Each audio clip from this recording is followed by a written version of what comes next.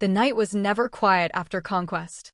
Smoke clung to the rafters of ruined halls, and the sound of crackling embers mixed with a low, unnatural silence, the silence of absence. Where laughter and harp strings had once filled the air, there now hung only the breath of survivors waiting for footsteps that did not belong to them. Imagine a longhouse still smoldering, its carved doors splintered, its tapestries blackened by flame. In the corner, a young queen's daughter kneels among the ashes. She does not cry. Not yet. Her hands press against the scorched earth, feeling for something familiar, a bracelet, a child's toy, a remnant of home. She finds only fragments. Outside, the horizon burns red where the invaders' ships rest on the tide like dark, watching beasts. Their sails, streaked with soot and salt, loom against the dawn. For them, the battle is over. For her, it has only begun. This is where the story truly lies, not in the clang of swords or the roars of drunken feasts, but in the unrecorded hours that follow. The hours when noble women, queens and abbesses, daughters and wives, became more valuable than gold, more enduring than silver. Their worth was calculated not in honor, but in weight, how much they might fetch in markets, how many alliances they might secure, how completely they might be silenced. The victors knew this well. To conquer land was victory. To claim its women was permanence. The chronicles rarely say her name. The entries are brief, brutal. Taken, captured, carried off. But names lived once, and so did voices. Some were never raised again. Others whispered in foreign tongues to sons who would grow up under strange banners. And a few, just a few, chose fire, blade, or silence rather than surrender. Picture the queen's daughter again. Her name is lost in the manuscripts, but let us call her Ain, for she deserves a name. She rises from the ash as her captors enter the hall. They look at her not as a person, but as a commodity, a prize with lineage that can be bartered. She knows this. She feels it in the weight of their eyes, in the casual laughter with which they discuss her future as if she is already somewhere else, already gone. What follows for her is not the romance of sagas, not the rescue ballads of courtly love. What follows is the slow unraveling of identity, a stripping away of titles and heritage until all that remains is survival. She will learn to measure her defiance in silence, in glances withheld, in the fragments of songs she dares to hum to herself when no one listens. The fire outside dims, but inside her a different kind of fire begins. This is not Ain's story alone. Hers is only the doorway into a vast, hidden world of women whose fates built the backbone of the Viking Age yet were never allowed to leave their mark upon its sagas.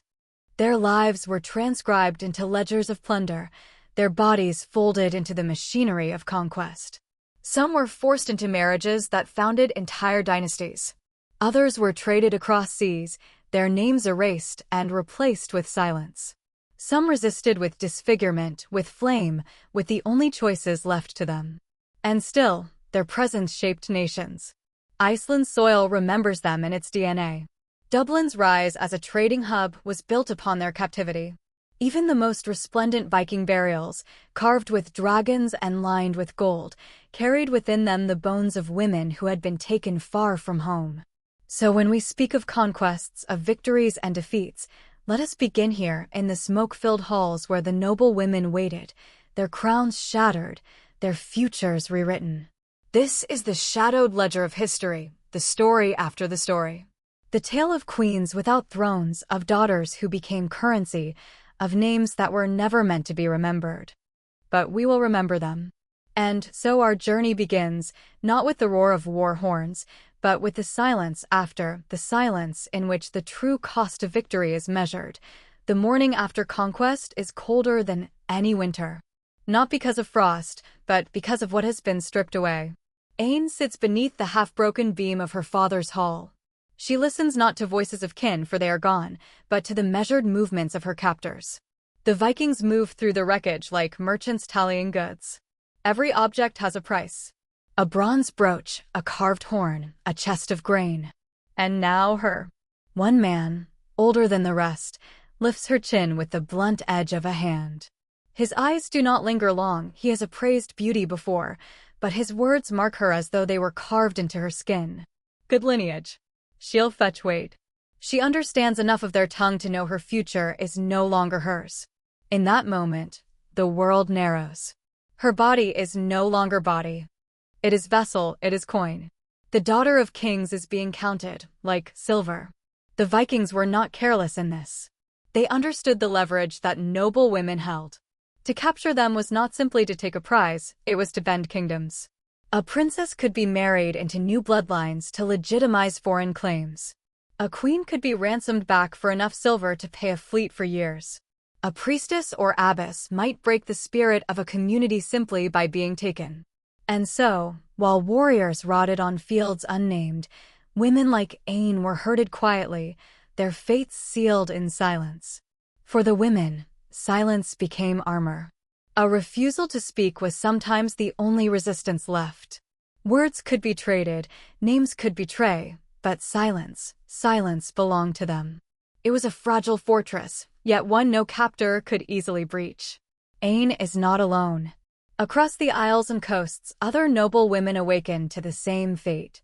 Some in monasteries, cloistered in prayer, suddenly find their holy refuge broken open. Others in fortified citadels watch their defenders die of thirst before surrender. Some in darkened chambers await news that will never come, their doors soon to splinter. And each of them, in their own way, learns the new economy of survival. A glance lowered at the right time may spare a blow. A remembered skill in weaving, in herbs, in song, these could increase their price at market, buying them at least a master who valued them for more than appearance. Even suffering could become currency. For every noble woman who was ransomed, 10 more were never asked about again, their silence absorbed into the gears of empire. Yet beneath this stillness, something stirs. Aine, as she is marched with the others toward the longships, feels the weight of her lineage not as pride, but as a burden. To be royal is to be worth more, and to be worth more is to be carried farther from home. She sees the younger daughters of local chiefs cast aside, cut down before the march begins. For them, there will be no voyage. For her, survival means exile. The horizon waits, lined with dragon-headed ships. Their hulls smell of tar and salt. Their decks are already crowded with the unrecorded, the women whose names will never cross parchment. Aine steps aboard, her chains clinking like the counting of coins.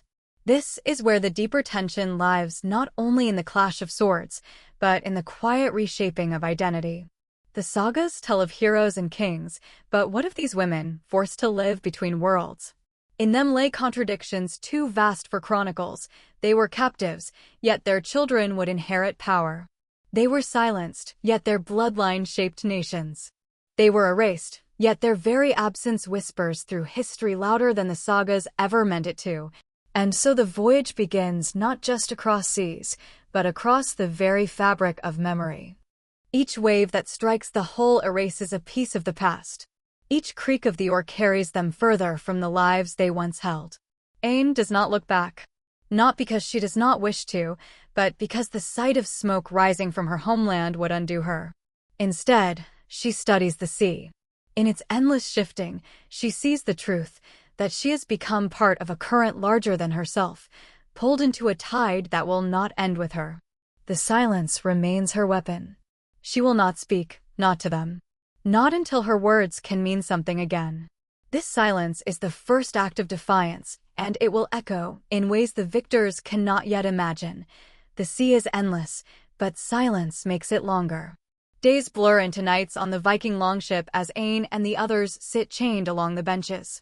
The salt air burns their lips, the cold seeps into their bones, and the oars beat the rhythm of inevitability. Aine has not spoken since the hall burned. Not to her captors, not to the women beside her. It is her last defense, her final boundary.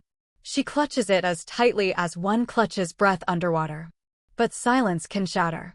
And it shatters not with violence, but with tenderness.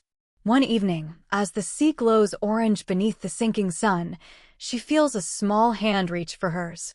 A girl, no more than 12, shackled at her side, curls her thin fingers into Aine's palm. Her eyes, wide and frightened, search for comfort. Aine looks away at first. To offer kindness is to admit despair, and she fears despair more than death. But the child holds tighter, refusing to let go. Finally, Ain whispers, just a single word, in her own tongue. Breathe. The girl gasps, as if the word itself were salvation. The other women stir, startled by the sound. For the first time since their capture, they hear Ain's voice. In that fragile moment, something shifts. Silence had been her armor. Now, breaking it becomes her rebellion. She begins to speak softly, carefully, telling the girl fragments of a song her mother once sang. The words are strange to the others, but the melody carries across the deck like smoke. It binds them, if only for a heartbeat. The Vikings notice. One man pauses his rowing, narrowing his eyes. Another smirks, calling across the deck that the mute queenling has found her tongue. They laugh, but the sound feels thin. They have not silenced her completely. And that realization unsettles them. The twist is not that Ain has been broken. It is that she refuses to be erased. As days stretch into weeks, Ain begins to weave her silence into something sharper.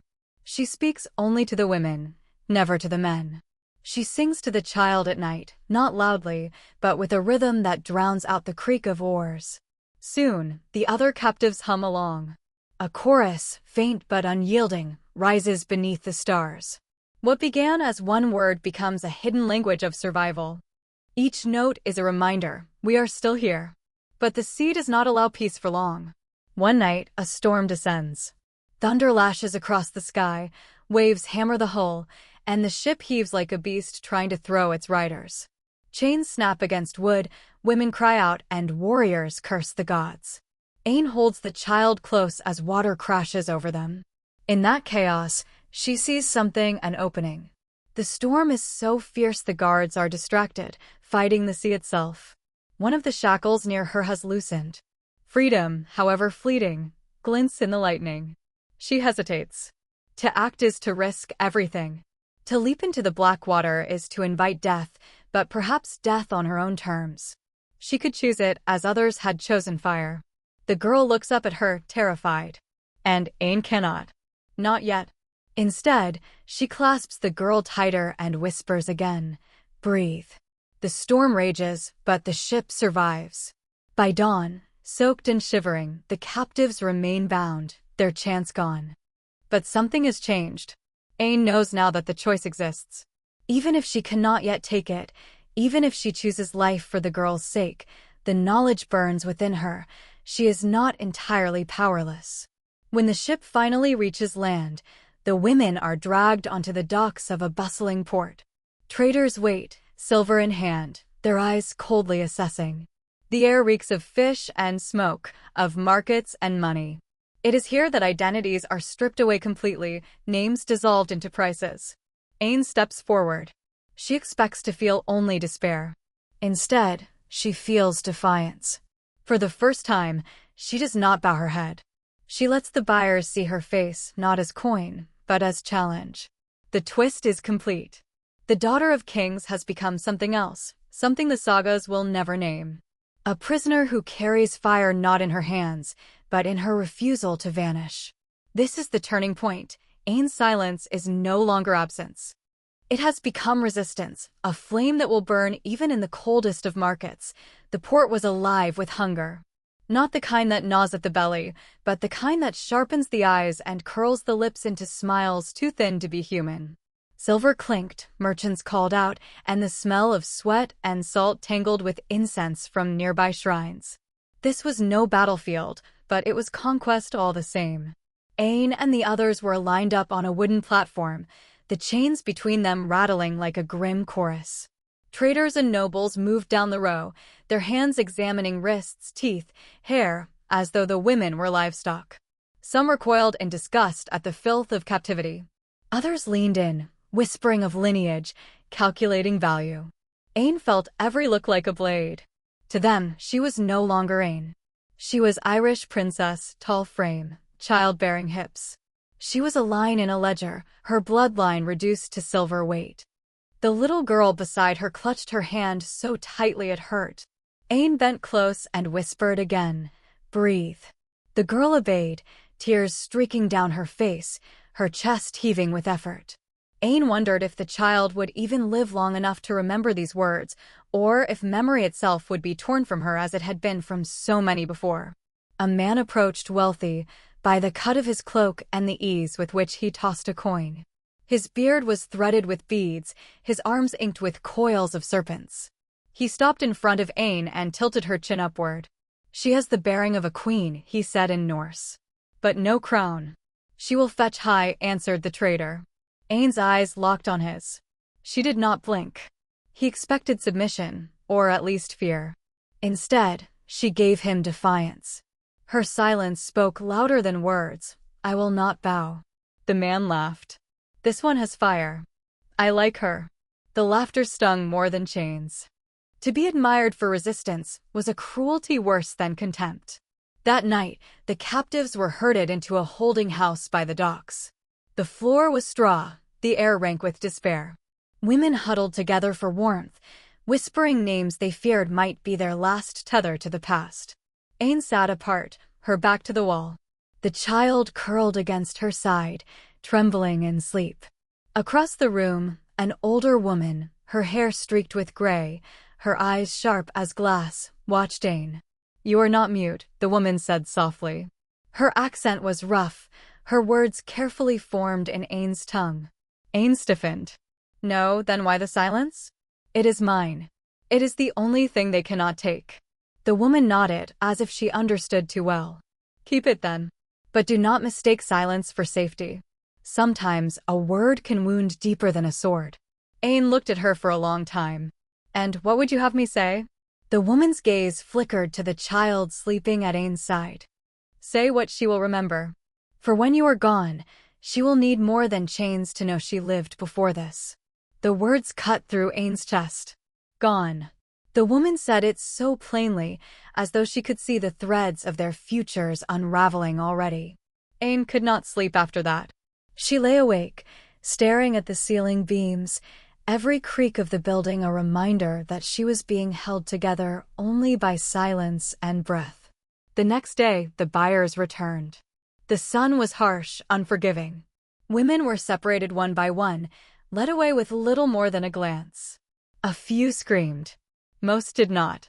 When they came for Ain, the child clung to her arm.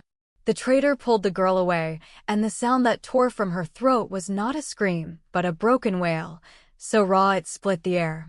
Ain's chest burned. She fought against the guards, her chains biting into her skin. "Stop." The word burst from her before she could choke it back. It was the first time she had spoken loudly in their tongue. The guards froze, surprised by her sudden voice. The child's sobs fell quiet for a moment, replaced by hope. Ain's silence had been her defiance.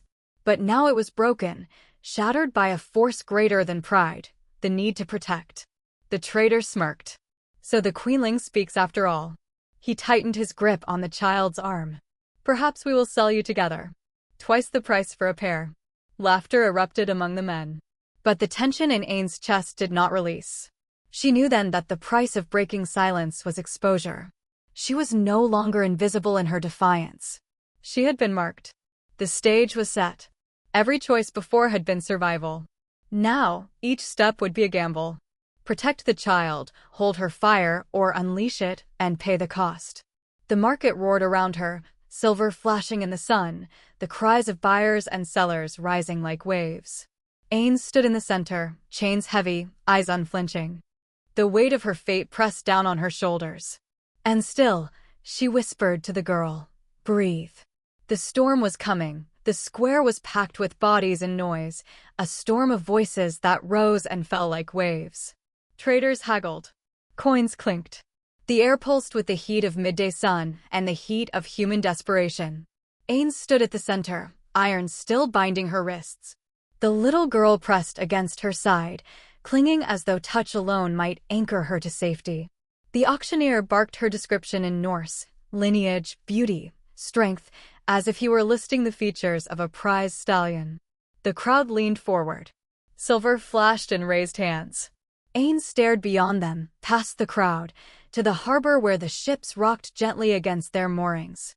The horizon seemed impossibly far. Home was not even a direction anymore. Home was a memory dissolving in salt air. The bidding rose. A man shouted 20 ounces. Another countered with more. Laughter and jeers filled the space. The girl whimpered, burying her face in Aen's sleeve. Aen's silence had always been armor. But armor was heavy. It held her back now, weighing on her chest, pressing against the scream building inside her.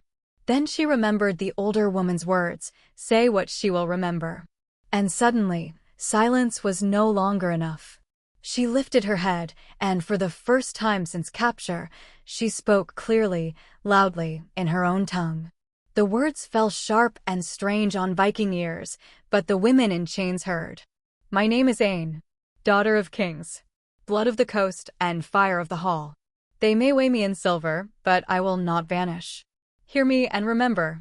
The girl looked up at her, eyes wide. Other captives stirred, whispers racing through the line like sparks through dry grass. They repeated her name, each syllable a rebellion against forgetting. The auctioneer struck her across the face to silence her. Pain seared through her jaw, but she did not stop. She turned to the girl and spoke in Gaelic, voice trembling but fierce. "Your name will outlive them.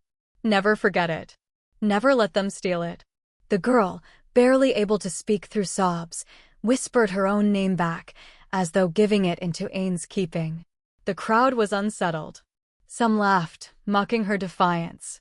Others muttered uneasily. A few even stepped back, as if afraid of the fire they suddenly saw in a chained woman's eyes. The man with the beaded beard raised his bid higher, almost triumphant. He wanted her fire. He wanted to own it. Aen saw it then. Her fate would not be to vanish quietly. They would cage her spirit, twist it, display it like a jewel. They would make her son forget her tongue, her daughter forget her songs. Her bloodline might live, but it would live wearing another's name. And yet, for this one instant, she had won something greater. She had broken the silence of centuries. The auctioneer declared the sale. The beaded man stepped forward, silver heavy in his pouch, victory in his grin. Guards moved to drag Aen and the girl away. Aen resisted.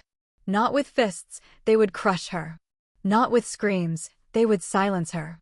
She resisted by planting her feet, raising her voice, and pouring every fragment of her life into a single cry that split the air. "We are not coin." The words rang out in two languages, her own and the broken Norse she had learned. For the first time, the market fell quiet. Even the gulls seemed to pause in their circling above. The guards struck her down. She fell to her knees, blood streaking her temple. The girl screamed. But the silence that followed was not the silence of defeat. It was the silence of a crowd that had heard something it could not erase. Later, she would be taken. She would belong, on paper, to the man who thought he had bought her fire. But in truth, her fire had already escaped. It had burned itself into the memory of every captive who had heard her name, into the small body of the child who would carry her words forward. Aen had not broken her chains. She had burned through them from the inside. And in doing so, she had carved her defiance into the only place they could never touch, the memory of those who survived. This was the cost of victory. Not silver, not land, but the unquenchable fire of women who refused to vanish, even when the world tried to weigh them as coin. Aen had given them a name. She had given them a voice. And voices do not die. The market emptied, but echoes lingered long after silver changed hands. Somewhere among the noise of coins and gulls, Aen's cry still vibrated in the air, too sharp to be forgotten. The girl, whose name Aen had forced into the world, was led away with her. Their paths would soon diverge, each claimed by different masters. Yet the bond between them, sealed in a single whisper, would not break. That whisper became memory. Memory became survival. Survival became defiance. And though the sagas would never write her name, Aen had carved herself into something older than parchment, the marrow of those who heard her. History, as it has come down to us, will tell of men. Of ships that split the seas, of kings who won crowns, of markets weighed in silver. But what it rarely tells is this: the Viking Age was carried not just by steel and fire, but by silence and endurance. For every hall burned, there was a daughter who breathed through ash. For every fleet launched, there was a queen whose bloodline was stolen across seas. For every treasure hoard, there was an abbess who chose fire rather than violation. The true currency of conquest was not gold or land. It was women taken, bartered, erased. And yet, they endured. Anne's life was not one of freedom. Records will not show her return to her homeland, nor her triumph over captors. What the world would remember, if it bothered to remember at all, was a ledger of silver exchanged, a note of property transferred. But there is another history. A history that breathes between the lines of chronicles. It lives in the lullabies whispered in foreign halls, in the words of a mother teaching her child a tongue forbidden to be spoken, in the fragments of songs carried across centuries. Anne's voice became part of that hidden current. The girl she saved would hum her song in the dark of another longhouse. Other women, hearing her defiance, would remember their own names before sleep. And somewhere, generations later, a child would grow who still carried her blood, her language, her fire. The sagas might never tell it. But the bones in the earth, the strands of DNA, the unbroken line of stories whispered from mother to child, they tell it still. We stand centuries away, looking back through fractured chronicles, through bones in burial mounds and ash in old soil. What we see is incomplete, but enough to know these women were never truly silent. Their captors tried to erase them. The scribes tried to reduce them to numbers. But their endurance was louder than absence. They were the invisible foundation on which nations were built. Iceland's mothers. Dublin's captives. The unnamed women beneath Oseberg's splendor. And Aine, our window into them all. A daughter of kings who became, by chains and fire, something greater, a memory too stubborn to die. If you listen closely, past the clang of swords and the boasting of sagas, you can still hear them. Not in chronicles, but in the spaces between words. The whisper of a name passed from lips to child. The cry of defiance that silenced a marketplace. The unyielding breath of women who refused to vanish. History calls them lost. But perhaps it is history that is blind. For even in chains, they carried the weight of nations. Even in silence, they carved legacies. Even in death, they endured. And so, when we speak of conquest, let us not end with kings or silver. Let us end here, where a girl once whispered her name, and a woman in chains answered with fire. Because voices do not die. They wait. And when the world grows quiet enough, we hear them.